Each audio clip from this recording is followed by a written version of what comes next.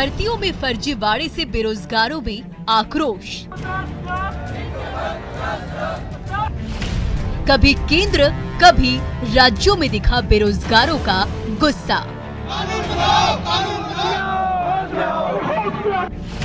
भर्तियों में फर्जीवाड़े से नौकरी मिलना होता जा रहा है मुश्किल।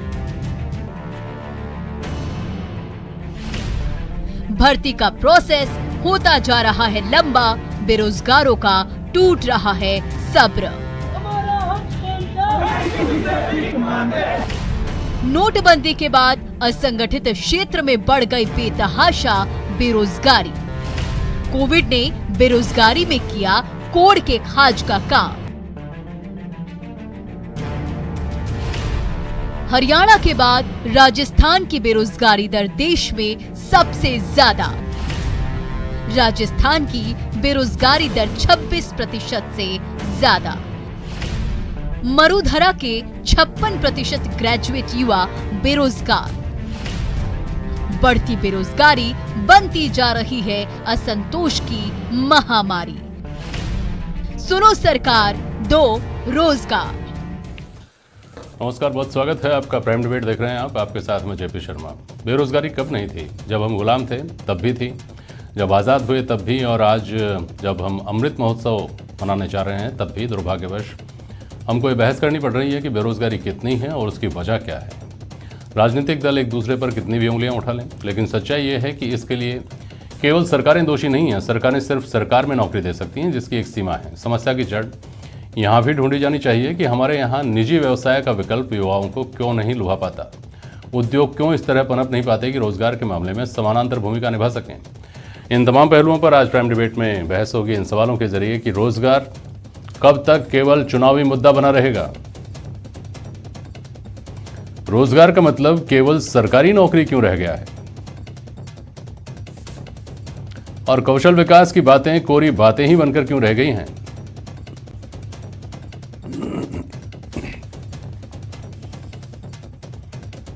राष्ट्रीय बेरोजगार संघ के अध्यक्ष हैं भरत बेनीवाल हमारे साथ। आरसी चौधरी साहब हैं कांग्रेस के प्रवक्ता। रामलाल शर्मा जी हैं भारतीय जनता पार्टी के प्रवक्ता विधायक। और रतन बिश्नोई जी हैं समाजशास्त्री हैं, रिटायर्ड ब्यूरोक्रेट हैं और बच्चों को तैयार करते हैं प्रतियोगी परीक्षाओं के लिए। बहुत स्वागत है आप सभी का। पहले 30-30 सेकंड में आप ये बताएं अपने अपने हिसाब से कि बेरोजगारी का मुद्दा कैसे सनातन मुद्दा बना हुआ है, क्यों नहीं इस मुद्दे को, इस शब्द को हम एलिमिनेट कर पाए अपने जीवन से। एक करके भरत बेनीवाल बोलिए। जी, बेरोजगारी के मुद्दे को हम इसलिए एलिमिनेट नहीं कर पाए। सबसे पहले तो आपने एक बात बोली सर कि जो युवा हैं जितने भी जो बेरोजगार सरकारी नौकरियों की तरफ ही क्यों भाग रहे हैं, और सरकारी नौकरी पाना ही क्या रोजगार पाना होता है। तो इसका मैं आपको कहना चाहता हूं कि सबसे बड़ी दिक्कत तो यह है कि जितनी भी सरकारें आती हैं, खास करके अभी सरकार है वर्तमान, तो जितने भी कॉलेजेस हैं आप देखिए, कॉलेजेस, बीएड कॉलेजेस खोल दिए, नर्सिंग कॉलेजेस खोल दिए, पैरामेडिकल कॉलेजेस खोल दिए, जबकि उनको पता है कि इतने बच्चों ने, इतने युवाओं को हम जब प्रशिक्षण दे रखे हैं बीएड का, तो और क्यों दिए जाएं और बेरोजगारी क्यों बढ़ाई जाए। तो आपके पास जब बीएड धारी इतने हो चुके हैं कि उनको आप नौकरी नहीं दे पा रहे, तो आप ये जो कॉलेजेस खोल रखे हैं इनको कई तो ऐसी 2-2 कमरों में चल रही हैं, तो ये दुकानें बना के रख दी, तो प्रशिक्षणार्थियों की संख्या बढ़ती जा रही है। और ये फिर रीट की भी जो बीएड लेगा वो रीट की नौकरी के लिए तैयारी करेगा, जो वो है दूसरे वाला है नर्सिंग वाला है, वो नर्सिंग की नौकरियों के लिए इंतजार करेगा, तो फिर वो आंदोलन तो करेंगे, ये तो जायज सी बात है। इसमें भी एक भ्रष्टाचार। दूसरा, प्राइवेट एक जगह चेहरा चमके इसलिए दूसरी जगह समस्या पैदा हो रही है, आप ये कहना चाह रहे हैं। आरसी चौधरी बोलिए। निश्चित रूप से जेपी शर्मा जी, आपने बड़ी महत्वपूर्ण बात कही कि किस प्रकार से बेरोजगारी का मुद्दा है वो देश के अंदर एक दंश बना हुआ है। निश्चित रूप से जिस युवा भारत की हम बात करते हैं, जिस भारत दुनिया के अंदर जो युवा देश है, उस युवा देश के युवाओं को निश्चित रूप से रोजगार नहीं है, ये राष्ट्र निर्माण की एक भूमिका है। अगर निश्चित रूप से हम रोजगार दे पाते हैं उन्हें, तो राष्ट्र निर्माण में अपनी महत्वपूर्ण भूमिका निभाती है। निश्चित रूप से सरकारी जो सेवाएं हैं वो एक सीमा तक हैं, लेकिन उसके बाद में देश के अंदर निवेश का माहौल हो, देश किस प्रकार से उत्पादक देश बने, इस तरफ हमें बढ़ना पड़ेगा। और तभी हम सोच सकते हैं कि हमारे जो युवा है वो हमारा जो 75वां जो महोत्सव मना रहे हैं आजादी का, उस आजादी के महोत्सव को सार्थक कर पाएंगे, क्योंकि युवा राष्ट्र के निर्माण में भूमिका का निर्वहन करना चाहता है। ठीक है, रामलाल जी। देखिए जेपी शर्मा जी, ये एक महत्वपूर्ण मुद्दा भी है और इस विषय के ऊपर सभी युवा इस बात को लेकर के आक्रोशित व उद्वेलित रहते हैं कि सबकी अपेक्षा और उम्मीद ये रहती है कि मुझे सरकारी नौकरी मिले, लेकिन सरकारी संसाधन सीमित है। इसलिए एक तो एजुकेशन का पैटर्न चेंज करने की आवश्यकता है। आज देश के अंदर और प्रदेश के अंदर लाखों युवा ऐसे हैं जो ग्रेजुएशन करने के बाद ये समझते हैं कि साहब हम तो शिक्षित हो चुके हैं, हमें तो रोजगार की आवश्यकता है, रोजगार मिलना चाहिए। जबकि वास्तविकता धरातल के अंदर यह है कि इस क्षेत्र के अंदर आज किसी भी प्राइवेट सेक्टर के अंदर आप जाओगे, वो कहेंगे कि अगर एक्सपर्ट हो, अगर अनुभव है तो आप आइए, हमारे दरवाजे आपके लिए खुले हुए हैं, और आपके पास सिर्फ डिग्री है तो डिग्री के आधार पर हम रोजगार नहीं दे सकते। तो कम से कम एजुकेशन के इस ढर्रे को भी चेंज करने की आवश्यकता है कि शिक्षा वो जो रोजगार दे सके, आत्मनिर्भर बना सके। तो इस क्षेत्र के अंदर भी आगे बढ़ने की आवश्यकता है। ठीक है रामलाल जी। रतन वैष्णवी जी, आवाज आ रही है आपको? हाँ, जेपी शर्मा जी नमस्कार। मैं इसमें ये कहना चाहता हूँ कि बेरोजगारी ग्लोबल इश्यू है, ये पूंजीवाद से जुड़ा हुआ है, तकनीकी डेवलपमेंट से जुड़ा हुआ है, और ओवर पॉपुलेशन इसका बड़ा कारण है, और लास्ट कारण है गवर्नमेंट की एम्प्लॉयमेंट ओरिएंटेड पॉलिसी सही नहीं है। तो इन सब के कारण ये एक गंभीर समस्या बनी हुई है। ठीक है, और ठीक है, मैं वापस आऊंगा आपके पास। अब दो पहलू हो गए। पहली बात तो हम इस पर बहस करें, इस पर बात करें कि बेरोजगारी का और राजनीति का जो आपस में चोरी दामन का साथ है ना, राजनीति, सारे जितने भी आंदोलन हो रहे हैं, सारे जितने भी आशाएं बच्चों की होती हैं, आशाएं टूटती हैं, फिर वो सड़कों पर आते हैं, ये सारा तो सरकार और राजनीति के इर्द गिर्द घूमता है। दूसरा इसका जस्ट उलट है, जिसके बारे में बेरोजगार छात्रों को, युवाओं को भी सोचना चाहिए, जिस बारे में आप चारों ही अभी बोले, उस पर हम आते हैं। रामलाल जी, कांग्रेस के साथी आरसी चौधरी साहब बैठे हैं, उनके पास तो मैं जाऊँगा ये भी, लेकिन पहले अभी वर्तमान की बात कर लें, फिर भूतकाल को लेकर मैं उनके पास जाऊँगा। 2014 में हमने केवल इसलिए वोट नहीं दिया था कि कुछ चीज़ें हो जाएंगी, ये वादा किया गया था कि सिर्फ हंगामा खड़ा करना मेरा मकसद नहीं है, मेरी कोशिश है कि ये सूरत बदलनी चाहिए, तस्वीर बदलनी चाहिए। लेकिन तस्वीर कम से कम रोजगार के मोर्चे पर उतना क्यों नहीं बदल पाई, जबकि कौशल विकास के ऊपर बहुत ज़बरदस्त केंद्र सरकार का फोकस रहा है? रामलाल जी। देखिए जेपी शर्मा जी, 2014 के बाद के अंदर आपने देखा होगा कि देश के अंदर एक आमूलचूल परिवर्तन इस बात के लिए किया गया कि जो सरकारी नौकरियां थी, वो तो ठीक से सरकारी नौकरियां अलग अलग डिपार्टमेंटों के अंदर जितने पद है, उन पदों के ऊपर अगर रिक्तता होती है तो उनकी भर्ती की जाती है। लेकिन भारत सरकार ने अनेकों क्षेत्रों के अंदर, स्किल के क्षेत्र के अंदर बहुत बड़ा काम किया। जैसे मैंने पहले कहा ना, एजुकेशन का ढर्रा भी परिवर्तन होना चाहिए। ग्रेजुएशन चाहे बीकॉम करे, चाहे बीसी करे, और चाहे बीए करे, हर व्यक्ति ये सोचता है कि मैंने शिक्षा प्राप्त कर ली, अब मेरा हक है कि मुझे सरकारी नौकरी मिले। लेकिन अगर वही हाथ का हुनर अगर तैयार कर दे, हम 10th के बाद के अंदर आज भी मेडिकल के क्षेत्र के अंदर, चाहे आप लैब टेक्नीशियन को ले लो, चाहे रेडियोग्राफर को ले लो, इनकी प्रशिक्षण किए हुए व्यक्ति कहीं बेरोजगार नहीं मिलेंगे। वो चाहे गवर्नमेंट के सेक्टर के अंदर रोजगार प्राप्त करके मिलेंगे। नहीं, ये नहीं है रामलाल जी, बात ये बात नहीं है, इसका ये अर्ध सत्य मानिए आप इस बात को। ये सच्चाई है कि कौशल विकास के ऊपर फोकस हुआ, कॉलेज खुल गए, नए नए ITI कॉलेज खुल गए। लेकिन अगर किसी व्यक्ति ने इलेक्ट्रिकल में ITI कर लिया है तो वो ये नहीं सोचता कि मैं अपना काम करूं, वो ये सोचता है कि अब मुझे कहीं रेलवे में नौकरी मिल जाए, मुझे कहीं और नौकरी मिल जाए। अगर किसी ने फिटर का किया है तो वो ये नहीं चाहता कि मैं अपना काम करूं, वो ये देखता है कि जल्दा विभाग में कहीं मुझे नौकरी मिल जाए। हमारे साथ भरत बेनीवाल बैठे हैं ना, इन्होंने कहा ना सरकार ने इतने पैरामेडिकल कॉलेज खोल दिए, इतने नर्सिंग कॉलेज खोल दिया। एक नर्सिंग किया हुआ व्यक्ति या एक पैरामेडिकल में DMLT किया हुआ लड़का कैसे बेरोजगार हो सकता है? वो किसी लैब पर काम करेगा या अपनी लैब डालेगा, अपना काम शुरू करेगा। लेकिन समस्या तो यहाँ से शुरू होती है ना कि रोजगार तब रोजगार माना जाएगा जब वो सरकारी क्षेत्र में चला जाए, वहाँ नौकरी लग जाए, उसके बाद अलग से भले ही कर ले, अपनी लैब डाल लेगा या पार्ट टाइम कहीं और जाकर नौकरी करेगा। लेकिन रोजगार शुदा वो अपने आप को तब मानेगा जब सरकारी नौकरी उसकी पक्की हो गई। ये बात सही है कि नहीं भरत बेनीवाल, बताइए।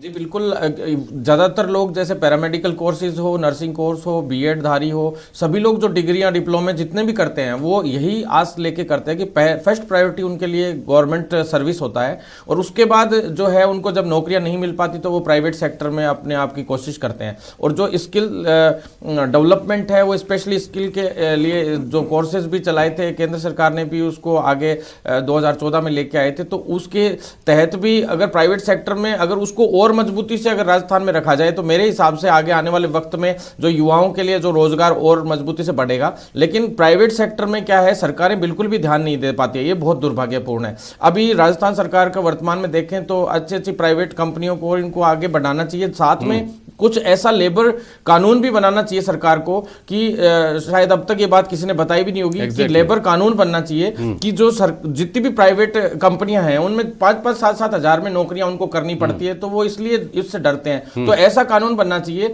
कि जितनी भी प्राइवेट कंपनीज हैं उनमें जो स्टाफ रखा जाएगा वो भी सरकार के थ्रू रखा जाएगा। सरकार की कोई ऐसे एक ऑनलाइन साइट बनाई जाए जिसपे वो अप्लाई कर सके, और जो प्राइवेट सेक्टर की जितनी भी कंपनियां हैं उनको भी उस पर लाया जाए कि भाई आपकी जो भी नौकरियां होंगी आपकी कंपनी में जितने भी कर्मचारियों की, तो वो ऑनलाइन आप लोग भी अप्लाई करेंगे, हमारे यहाँ इतने पद खाली हैं, और जो बेरोजगार युवा हैं वो भी उस साइट पे अप्लाई, वो अपनी कंपनी ढूंढेंगे, और उसमें एक जो पे स्केल है वो भी निर्धारित होनी चाहिए कि 18,000 रुपए में प्रति माह में इतने की ये सैलरी होनी चाहिए, और इस हिसाब से इस नौकरी में, इस कंपनी में नौकरी मिलेगी। ये बात सही है। ऐसी बहुत सारी बातें हो सकती है, भरत बेनीवाल जो बोल रहे हैं वो हों, या हो सकता है उसके अलावा बहुत सारे सुझाव आए, लेकिन प्राइवेट सेक्टर को लेकर और सरकारी सेक्टर को लेकर जो एक इंप्रेशन बना हुआ है, एक धारणा बनी हुई है, एक सरकारी नौकरी हासिल करने से पहले मेहनत करनी पड़ती है, उसके बाद काम नहीं है फिर। और प्राइवेट सेक्टर में आपको मेहनत करके तो नौकरी हासिल करनी पड़ेगी और मेहनत करते ही रहना पड़ेगा वहाँ। और सबसे बड़ी आशंका कि वहाँ आपका जो बॉस है, आपका जो मालिक है, उसके प्रसाद पर्यंत आपकी नौकरी है, जिस दिन उसने चाहा उस दिन आपको नमस्ते कर दिया, चाहे वो निजी कारणों से नमस्ते करे, आप कितने भी कॉम्पिटेंट आदमी हों। तो ये सिक्योरिटी का भाव हम युवाओं को क्यों नहीं दे पाए हैं? क्योंकि निजी क्षेत्र को हमने उस तरह से डिजाइन ही नहीं किया है। ये फेल्योर नहीं है क्या आरसी चौधरी साहब? और ये फेल्योर ज़्यादा बड़ा आपके ऊपर दारोमदार नहीं आता है क्या? आपको लंबा समय मिला है 60 साल का, 55 साल का। हाँ, निश्चित रूप से मैं 70 साल के जो भारतीय जनता पार्टी के तमाम नेता कहते हैं कि 70 साल का हिसाब नहीं देने वाले 7 साल का कैसे मांग सकते हैं। अभी 2018 के अंदर रत्न बिश्नोई जी ने बहुत महत्वपूर्ण बात कही कि सरकार की जो नीतियां होती है वो रोजगार को लेकर सबसे महत्वपूर्ण होती हैं। 2018 के अंदर CMI द्वारा जो डाटा जारी किया गया था अनएम्प्लॉयमेंट का, वो 2018 में कहा 1,10,00,000 नौकरियां गई है। ये प्री कोविड है, कोविड से पहले की घटना का जिक्र कर रहा हूं। और जो बेरोजगारी दर 2% थी वो बढ़कर जब 4% हुई, तब CMI ने कहा कि आजाद भारत के अंदर 45 वर्ष में सबसे बड़ी बेरोजगारी की दर है। निश्चित रूप से चुनौती है। जनसंख्या, जिस रतन जी ने जो कहा, वो 70 साल के अंदर लगातार जनसंख्या बढ़ी है, लेकिन 45 साल के अंदर जो सबसे ज्यादा बेरोजगारी की दर तब आती है जब हम कोविड से पहले होते हैं। और कोविड ने, आपने बहुत महत्वपूर्ण टॉपिक रखा जेपी जी, आपने कहा ये कोविड में दंश का जो काम किया है निश्चित रूप से कोविड ने किया। आज वो आंकड़े हैं वो बहुत आगे निकल गए, लेकिन नीतियां सबसे महत्वपूर्ण है। दूसरा, आपने कहा स्किल इंडिया के प्रोग्राम को लेकर, स्किल इंडिया का जो प्रोग्राम था वो कहीं ना कहीं प्रोडक्टिव उस संदर्भ में नहीं जा सका क्योंकि देश के अंदर इन्वेस्टमेंट नहीं रहा। देश के अंदर इन्वेस्टमेंट रहता तो शायद हो सकता है वहां पे उनको इंप्लॉयमेंट के लिए माहौल होता और मिलता। आज WTO है, दुनिया के अंदर सभी जो देश हैं एक संस्थान के तौर पे जुड़े हुए हैं। वो जो इंडस्ट्रीज हैं उसी तरफ रुख करेंगी जहां पे उन्हें और फैसिलिटेशन हो सके। लेकिन जो स्किल इंडिया है उसमें राजीव प्रताप रूडी को निश्चित रूप से केंद्र की सरकार ने हटा के अपनी असफलता को छुपाने का प्रयास किया। लेकिन आज चुनौती है कि देश का जो युवा है वो किस प्रकार से इस रोजगार के अंदर, जो पंडित नेहरू ने कहा था, बांगड़ा जब डैम बन रहा था, मजदूरों से कहा था कि आप क्या कर रहे हैं, उन्होंने कहा डैम बना रहे हैं। उन्होंने कहा ये डैम नहीं राष्ट्र निर्माण है। मैं ये मानता हूं जो स्किल्ड व्यक्ति है, जो योग्य व्यक्ति है, उसे मौका मिलना चाहिए ताकि वो राष्ट्र में महत्वपूर्ण भूमिका निभाए। हमारे लोग यूएसए जा रहे हैं, अमेरिका जा रहे हैं, अमेरिका के राष्ट्रपति को यह कहना पड़ रहा है कि हिंदुस्तान के लोग आपकी नौकरी खा जाएंगे। इसका मतलब हमारे लोगों के अंदर योग्यताएं हैं। जरूरी है हम उनके लिए माहौल बनाएं और उनको रोजगार दे पाए। ठीक है, रामलाल शर्मा कुछ कहना चाह रहे हैं, बोलिए। नहीं, जेपी शर्मा जी, मैं तो ये कह रहा हूं कि देखिए, राजनीतिक आधार के ऊपर आप चर्चा पर चर्चा करेंगे तो जवाब उसी तरीके से आएंगे। ये राजनीतिक समस्या का समाधान नहीं है, ये एक तरीके से एक सामाजिक समस्या हम सब के सामने पैदा हो रही है और उसकी चर्चा भी, डिबेट भी इसी आधार पर करें। आप भारत सरकार की आलोचनाओं के आधार के ऊपर चलेंगे तो राजस्थान की सरकार की आलोचना और आपके द्वारा शासन किए हुए वर्षों की आलोचना भी साथ के अंदर जुड़ेगी। आपके शासन के दौरान ऐसा है नहीं कि बेरोजगार बिल्कुल नहीं थे, बेरोजगारी उस समय भी थी, लेकिन आज वर्तमान के अंदर भारत सरकार प्रयास कर रही है स्किल के क्षेत्र के अंदर भी काम करके रोजगार के अवसर मुहैया कराने का काम भी कर रही है। आज डेवलपमेंट के क्षेत्र के अंदर भी भारत सरकार जितना निवेश कर रही है उसके आधार पर भी रोजगार जनरेट करने का काम कर रही है। आज परिस्थितियां ऐसी है कि सोच बदलने की आवश्यकता है। सिर्फ व्यक्ति ये सोचे कि मुझे तो सरकारी नौकरी मिलेगी तो ही मैं अपने आप को शिक्षित और रोजगार युक्त समझूंगा। आप प्राइवेट सेक्टर के अंदर भी उससे बेहतरीन आप अपनी परफॉर्मेंस दे सकते हो। तो हमें उस सोच को बदलने के आधार के ऊपर काम करने की आवश्यकता है। रही बात ये, सबसे बड़ी चुनौती है कि हर युवा ये चाहता है कि ईमानदारी से परीक्षा हो। हरियाणा के अंदर कोई लोग सपने में भी नहीं सोचता था कि ईमानदारी से कोई परीक्षा आयोजित कराई जा सकती है। लेकिन वह भारतीय जनता पार्टी की सरकार ने पहली बार ईमानदारी से परीक्षा आयोजित करवाई और आज प्रत्येक युवा जो सक्षम था, योग्य था और जो हक था उसका, वो नौकरी के अंदर पात्रता बनके बने। राजस्थान के अंदर भी आवश्यकता इस बात की है कि लोगों का गुस्सा और आक्रोश इस बात के लिए कि राजस्थान की एक भी परीक्षा ईमानदारी के साथ पूर्ण नहीं हो रही है, इसलिए लोगों का विश्वास पैदा हो रहा है। राजस्थान की सरकार एक नीति ऐसे बने कि जो हकदार है उसको सम्मान मिले, जो गुनहगार है उनको सजा देने का काम करे। तो आवश्यकता इस बात की है कि लोगों की, युवाओं की भावनाओं के आधार के ऊपर सरकार निर्णय करने का काम करे और अपनी नीतियों के अंदर भी चेंज करे। इंडस्ट्री के क्षेत्र के अंदर भी आप देखोगे कि बहुत सी इंडस्ट्री ऐसी है जो सिर्फ लोकल युवाओं को रोजगार इसलिए नहीं देते कि कल ये यूनियन बनाकर हमारे सामने एक संकट खड़ा कर देंगे, वो अपनी लेबर बाहर से लेकर आते हैं, बाहर से लाकर अपने काम कराने का काम करते हैं, सस्ती दर के ऊपर काम कराने का काम करते हैं। तो सरकार की पॉलिसी ऐसी बने कि कम से कम 50% आपको लेबर स्थानीय स्तर के ऊपर लेनी ही पड़ेगी, लेकिन कोई उसकी पालना नहीं करता।